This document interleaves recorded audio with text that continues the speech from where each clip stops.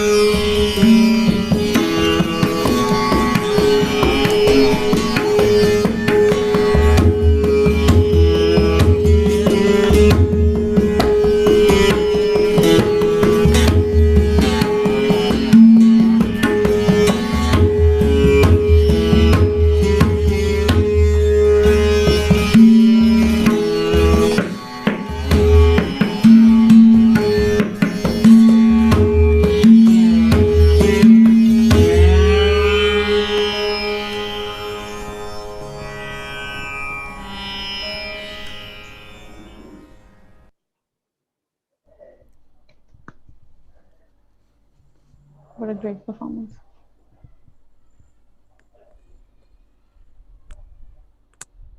It was a really great performance by Mohibuddin Dagar sir and all the accompanying artists. Truly, it's an epitome of Indian classical culture. Now, it's time for an interactive session. I would like to call upon our honorable guest, Sri Mohibuddin Dagar ji, to kindly take up the questions from the students. Those of who have questions can put them in the chat box. Sachi, over to you. Thank you, Khushbu. Anyone has any questions, they can put them in the chat box and I will read them to Sir.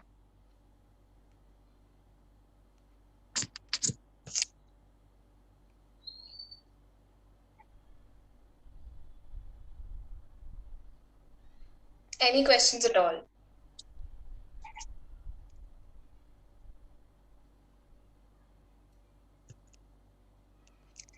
Sir Divyanshu is asking, can you share with us the uniqueness and speciality of Drupad style of music?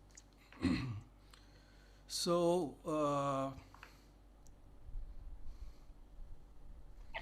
basically, the word dhra, dhra in Sanskrit means to hold together, and dhruva meanings changeless in the midst of changes.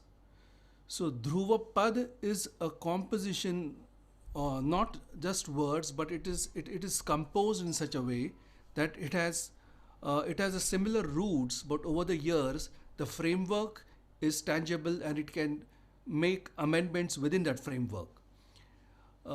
It is one of the oldest classical forms of India today. It established itself about 1,000 years ago in our country.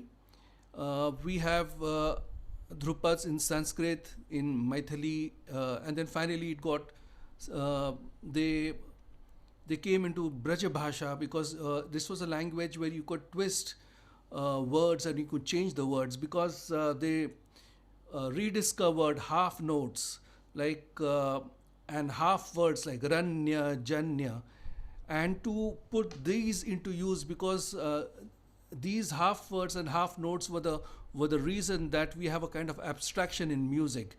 Otherwise, the whole music would become fixed. In a sense, it would convey only so much. So when you want to go into color, when you want to go into you want to add more color, like or you want to add more rasa into it. So actually, where taste, sound, image, movement, rhythm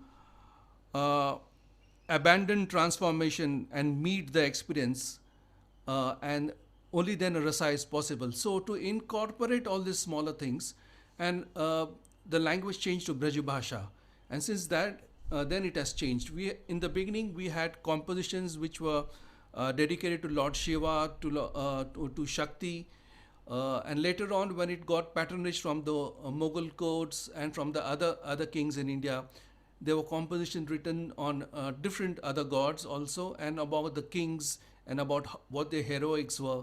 But mostly the compositions moved around Krishna and the Shakti movement. The Drupadiyas over the over a long period in a country were of different types. I mean, there were the poets, the Dhrupad poets. Some of them wrote only about love. Some of them only wrote about you can say Virras. So each Dhrupad poet had decided what he wanted to do. Somebody to write about Shantaras, somebody about Virras. So this is how the Dhrupad compositions were accumulated over a period of time in a country. Besides that, Dhrupad also came into 4 or 5 schools of thought. One was the Dagarvani, which is from which we believe. One is the Khandarvani. One is the Nauharvani.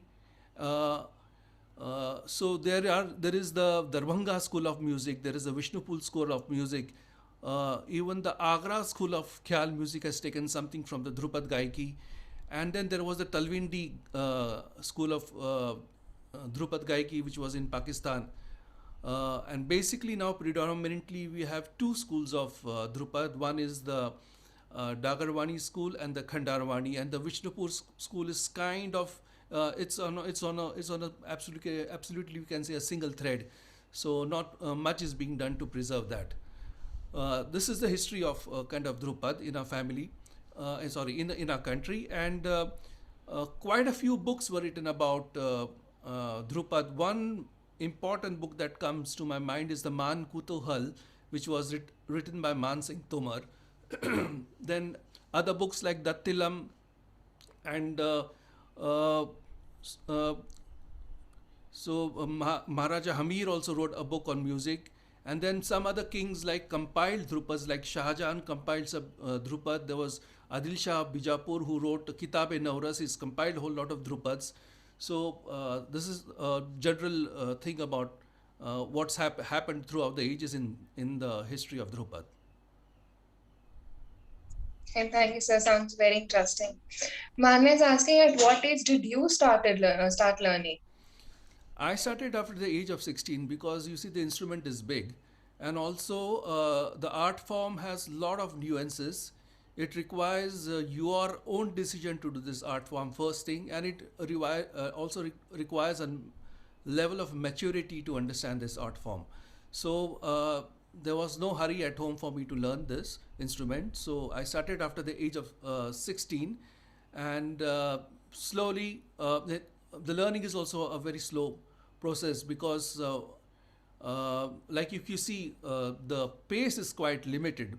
We are not going into a faster pace because the sarod and the sitar and those other instruments go into quite fast pace. So to understand the alap, to understand the words of the alap, to understand the nuances of the alap, how to elaborate a alap within a framework takes time. So before you go on to learn something like the Rudravina, you take initial training in either sitar or surbhar in any other string instrument, and then you finally graduate to the Veena, which just makes, I mean, you can come directly to the Veena, but if you go through this process, it just makes it much easier to comprehend what is going to be given to you in this on this instrument. And that is very true. Like, it requires a lot of patience to reach to that stage, right? Yeah, I mean, everything requires patience. I mean, especially what happens, the first thing you can do is you can sing. The second thing you can do, learn really fast, is dance. The third thing you can learn really fast is rhythm. Then and then finally the instruments, because you have to understand the genre, you have to understand what the gaiki is, and then you have to convert that into the instrument that you're playing. Then you have to understand the nature of the instrument, you have to understand the nature of the gaiki, and you have to understand your own nature, and then you have to put the three of them together and see how they coincide. So that takes some time.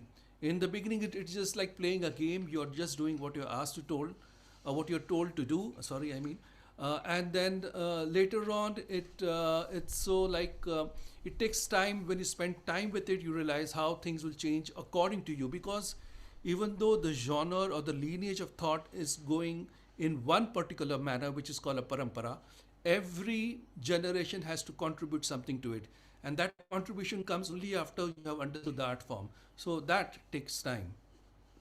Yeah, that is very true. Himanshu is asking, how do you see development of Drupad in future?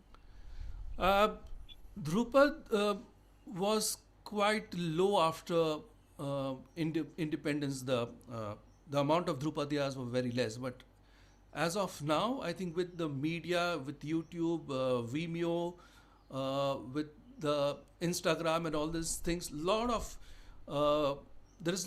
been a lot of publicity about Drupad. If that publicity is good or bad, we have yet to see. But at least the name has spread far and wide, much more, maybe I would say 400% than what it was much before. So there are a lot of new people who want to learn Drupad. There are a lot of students who want to come and see what the art form is. Especially, I feel the new generation is a very different species, I would say, because they are not like their parents. They are some kind of a rebel in a manner, and uh, they're jumping or surging forward to see what else they can do in life, because they have somewhere they are secure in a manner, and there are so many opportunities. So many of them come forward to see what is new happening in this universe, and sometimes they come across Drupad and they want to learn the art form. So quite a few number of students are coming, even in the Darbhanga tradition, even in the Vishnupur tradition, in art tradition, to come and they want to come and learn this art form. And by now there have been quite a few successful Drupad musicians. So it also gives them hope that okay, if they do this art form, they will be able to do something with their life. You know, it's a kind of an assurance they're getting. So the future in general is, I think, is pretty good, but whether we shall be able to retain the quality is the thing that we have to see with time. We cannot talk anything about that right now. How many of them will really retain the quality and bring it forward? Yeah, that's so true. I think it just needs to be like awareness needs to be like it. Yeah, People need to be aware. yeah, people need to be. I mean, nowadays there is so much you can read on the internet. You can get so much information from. You can download books. You can if you want to search, you can really go and you can look, and there are online libraries and things. So one can get a lot of information. But information is not knowledge. You should have the possibility to convert that information into something. And how to do that? For that, you need to go and learn with somebody. I mean, there are institutions, there are colleges, and there are places where people can go generally learn music, and they can produce very good music critics, and they can produce people who can write, do good research about what has already been done. But to learn music, you still have to go to somebody and spend time with that person, because it is a guru mukhi vidya. Um, Someone is asking, how do you see the use of metaphor manifest in your music, of the other senses of comparison and creating phrases and soundscapes? See, uh, everything is time based in my manner. So if you're striking a note and you're striking another note, there is a resonance, there is a timing between the two. And that is why it is important to know that, because every gharana is a school of thought, and they have their own sense of timing about how to go around that note. So mm, the basic training that you get on how to play a phrase and what to do with the phrase, in that there is a seed for the growth of that tree, and how to go forward with that genre. Have I answered it right? Yeah, absolutely.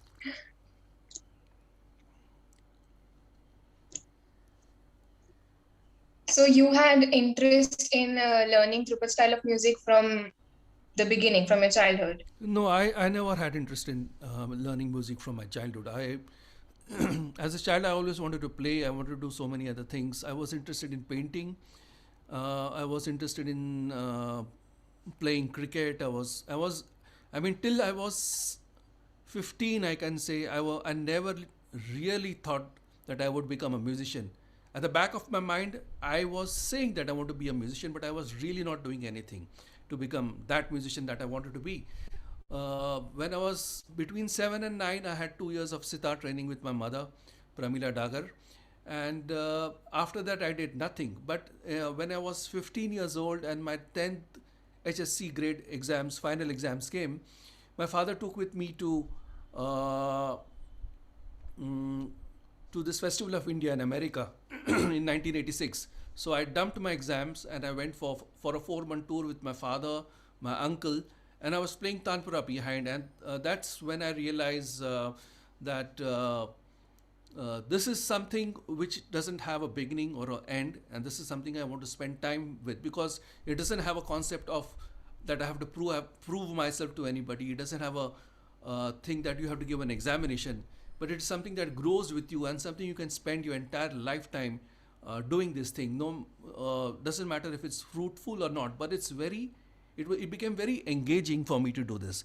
So I wanted to do that after 16, and that's when I decided, okay, I will do. Before that, I was listening to everything from pop to rock to metal rock, acid rock, bebop, jazz, folk, everything. I was doing everything, right from Madonna to Michael Jackson, going to discotheques and everything. So, but at 16, everything changed. I wanted to do this. Somehow, I felt because I was in search of some work which was not be boring, some work which I could just spend time totally. So I changed to do this. Even now I listen to other forms of music. I don't. I'm not of the thought that only my music is of the best category or whatever in the world, and everything else is rubbish. Every music has its own place. But now somehow I find myself engaging more with this work, trying to go deeper into that work and try to rediscover what this work can further do. It's a gradual process, and I guess it gets rewarding with time, right? Yeah. Yeah. I mean, if you get involved in what you like to do, it can be anything from shoemaking to music or anything. I think for example, a lot of people are interested in fashion designing. So it is very involving. You could spend hours and hours. So you understand the craft, you understand how to use the colors, you understand how to do the figures, you understand what is the flow of the material, you understand what different materials have different flow. So as you keep on getting deeper and deeper, similarly in music, as you keep on growing step by step, you understand it much clearly. And I think you start understanding in a much better manner after the age of 45, because there's some kind of maturity, your life is settled, and then there is a pace of life that facilitates this kind of rediscovery of the work. So, but until then, you have to be in that and you have to pursue it. And one thing which I didn't have in my life was I didn't have a choice of doing anything else. So I wanted to do this, and when I said I wanted to do this, I stuck to doing this, and I kept on doing it.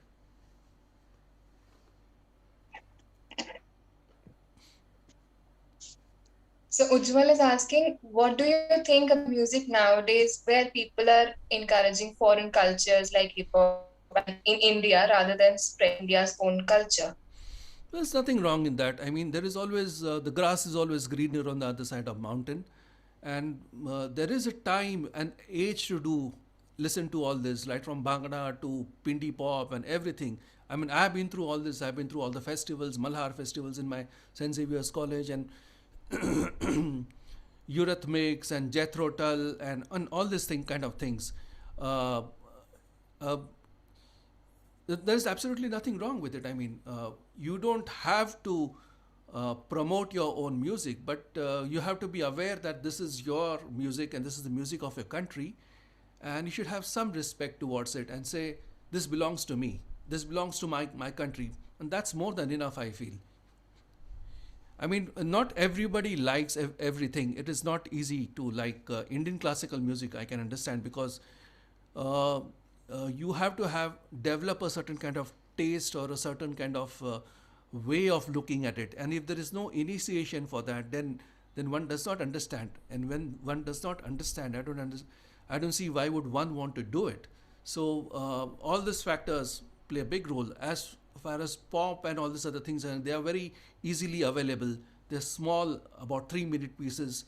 There is a lot of play of words at a certain age and certain time. When you're 16, 17, 21, 24, certain words play a very big thing, a very major role in your life, and you kind of stick to those notes, words.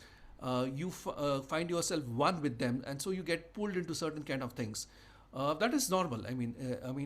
Everybody goes through this process, and finally, I think somehow people who have, like, through SPIC MACAY, you're listening to what the music is. It is very slow, this, that, blah blah, everything it is.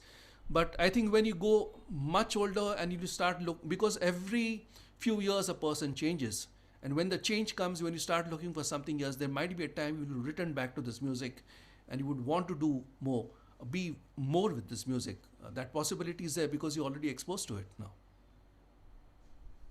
That's so correct, so correct. Divyansh is asking, every music has its feel, taste, and meaning. What was the music that we recently hear about? How can we understand it? And what Ra's feeling was it expressing? Like how to No, sorry, listen to I didn't get the music. first part. It was unclear, the question. Yeah. Every music has its feel, rest, and meaning. Huh. What was the music that we recently heard about? Like, how do we understand it? So basically, music is uh, I mean, if you say it in Hindi, it says "sukh bhogne ka samagra hai." It is something you have to just listen to. If you listen to it a couple of times, you might and be patient about it. You'll develop a taste for it. Uh, the rasa in music is in such a manner like the person uh, has basically a human being basically has two rasas. One that is inherent nature, he could be shant or quiet, and one what he's feeling at that time. So that could be chanchal or aggressive or sad or whatever. And when you play the music between these two interaction of these two, your basic nature and what you're feeling at that time, it gives rise to different things, because when you go through the entire process from the lower octave to the higher octave, you're touching those notes, you're feeling something. So every time a different rasa is being formed. Sometimes it is quite adbhut, sometimes it's shant, sometimes it's something else, and sometimes you feel it's very powerful. So like a veer ras. So the rasas will keep on changing throughout one thing. What I played was Rag Chandrakos, and Chandrakos is played late in the night usually, because I was not aware of the time that we were going to have. The concert was at 5 o'clock. So otherwise, I would be playing a evening rag, Multani, Madhuvanti, those kind of things. But it is a late night raga, and it is usually played just before the Basant season. So according season wise, because the rags are also based on season wise, it fits more to a colder climate, because there is one theory about the rag that talks about warm rags and cold rags, and warm rags have to be played in winter and cold rags have to be played in the summer. So, uh, mm, but this is what it was. I mean, and sorry, Yeah, and what absolutely. feeling it was experiencing is that uh, I would like to say that I have played uh, something which I wanted to share with you, because I thought a certain rag has certain things to say now. What you feel with it, you have to have your own connection with the rag and say, I am feeling this about it. And that is a better way of, rather than I tell you, "Ki, look at this is this, then it becomes too closed. If you if you take two steps towards it and say, I am feeling this, I felt this, then you're already making your journey towards understanding what's happening there. And over a period of time, you will understand better. You will understand the notes, you'll understand the rag, you understand everything else. Everybody has their own understanding of music and how they perceive them. Yeah, everybody should have an opinion. And what is important is everybody should have an opinion. It's good, bad, ugly, doesn't matter.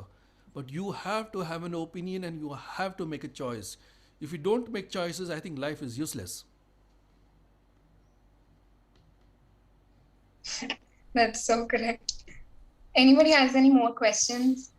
Himanshu is asking, have you experienced any medical properties in Drupad music? There is one parallel thought of medicine that runs with music, and they say that this cures this and this does that. But I think for that, the correctness of the music is one big factor, and the person who is playing it, how he understands that is another factor. Just because it is Rag Chandra course, it will have so many qualities and so many medical qualities. I would not, because they could be a very bad Chandra course, and then that would have absolutely no qualities. And how do we arrive at that is also very impossible to say, because these things have not been documented. But I have heard stories that certain rags have been played and it has had certain effect on people, uh, and a positive kind of effect on people. But I think for that, the musician has to be of a very refined quality and to understand a lot more things about the music, and then only it is like doing for a doctor doing a PhD, or a surgeon who has done a PhD can do a very fine operation. It is in that, it's like that. It's not just anybody can do anything about it. It's not a tablet, I feel. I think it is a process that where the musician learns about it, and then it is a kind of a siddhi that he goes into, and then maybe he can use this, but I don't think most of us can do it.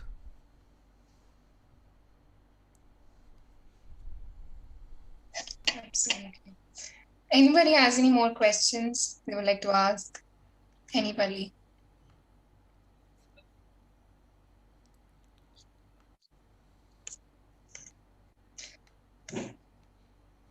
Thank you so much, sir, for joining us. We feel very honored to see you play Rudravina. And there's one last question, I guess. Why it is known as the mother of all string documents, Rudravina?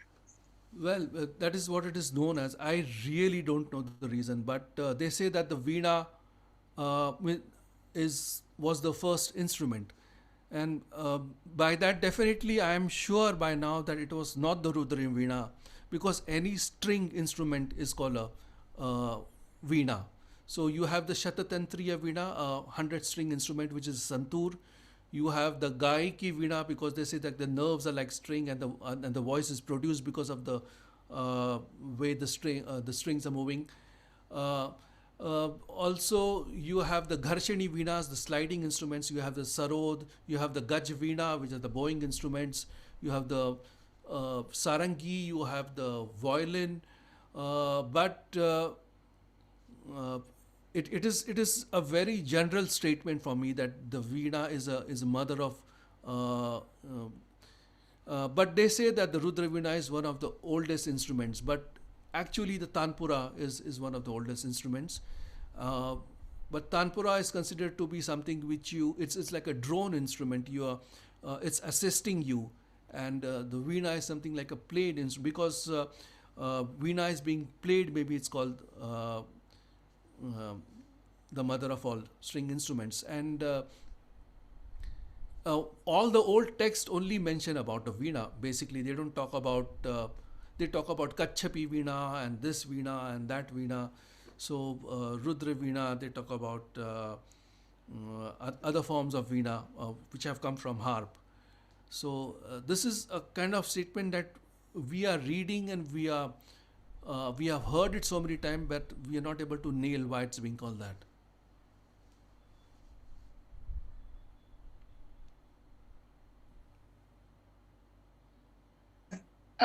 We feel very honored to have you here. Thank you. I request everyone to switch on their photograph. Thank you. Guys, please turn on your video so that we can have a group photograph of some sort.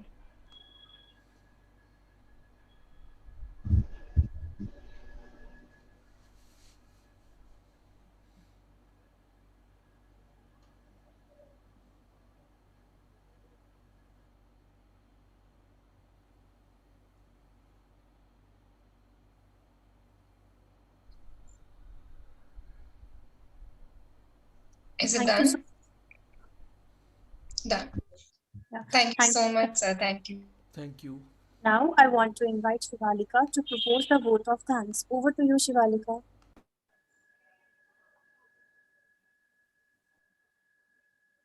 Thank you, Khushbu. Good evening to all present here. I deem it a great honor and privilege to propose a vote of thanks for today's occasion. Virasat, the annual event of SPIC MACAY, is now coming to its completion. We began our 13-day long journey on the auspicious day of Basant Panchami with Kudiyattam, a traditional dance form of Kerala, followed by a series of workshops on Madhubani art paintings, where the students learned the intricate delicates of our beautiful cultural heritage through paints and brushes. We also had the opportunity of doing a virtual tour of National Gallery of Modern Arts and organize a quiz on Rudravina as a part of our Anveshna series. Moments came where we were stunned by our own civilization and heritage. Among those are the Kathak exponents and Rajasthani folk music performance we had. End of Virasat 2021 being made beautiful by such a spectacular performance on Rudravina, truly celebrating India's culture and heritage because, after all, we believe to love our country is to know it better. We feel privileged to have with us the founder of SPIC MACAY, the Society for Promotion of Indian Classical Music and Culture amongst Youth, Dr. Kiran Seth, sir, with us. Thank you so very much for joining, sir. We are extremely honored. Now, I'd like to request Dr. Chavi Bhatnagar, ma'am, our faculty coordinator, to kindly say a few parting words on the occasion. Over to you, ma'am. Thank you, Shivalika. Thank you, everyone. On the behalf of SPIC MACAY chapter under the aegis of ECA Committee, Maharaja Agrawal College, University of Delhi, proudly announces the successful conduction of Virasat 21. I would like to thank our chairman, Mr. Rahul Thampi sir, and our principal sir, Dr. Sanjeev Kumar Tiwari sir, for their constant support and guidance from time to time. I am grateful to SPIC MACAY senior volunteer Karan sir, Nikhil, for their valuable inputs, mentioning Neerja ma'am, and I especially welcome Kiran Seth sir and on honoring us on this occasion, and all the dignitaries from SPIC MACAY whose constant discussions and coordination made this Virasat a grand success. Thanks to the teaching and non-teaching staff, and I am proud for our SPIC MACAY team who organized Virasat 21 flawlessly and efficiently.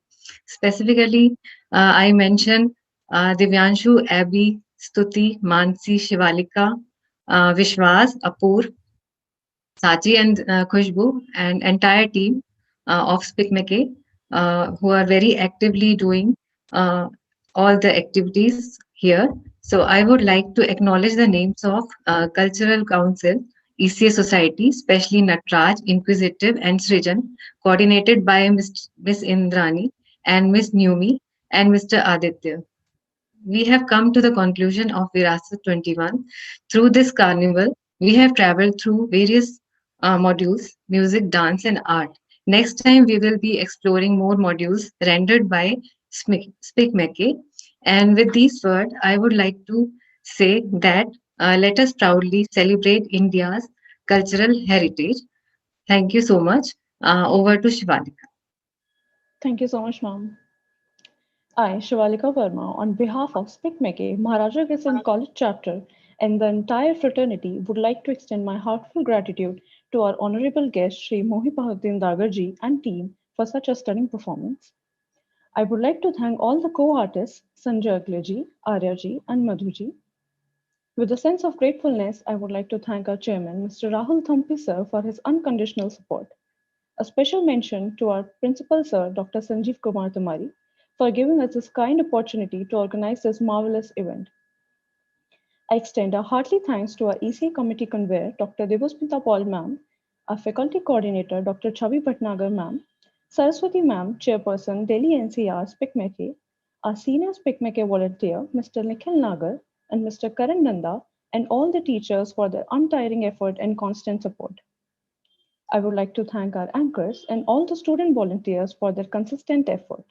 Last but not the least, I would like to thank God the Almighty for making this event a resounding success. आसान नहीं था इन परिस्थितियों में आप सभी को आनंदित करना।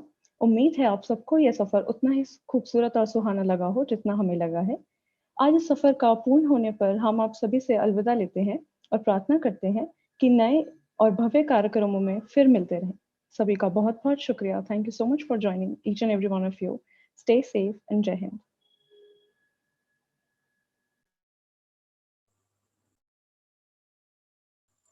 Thank you so much. Thank you, everybody. Thank you, everybody. Thank you, sir. नमस्ते।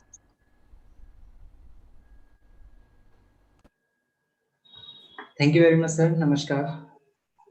Thank you very much, Saraswati ma'am. Thank you very much, Kiran sir. Namaskar. Thank you very much, all the teachers for joining us.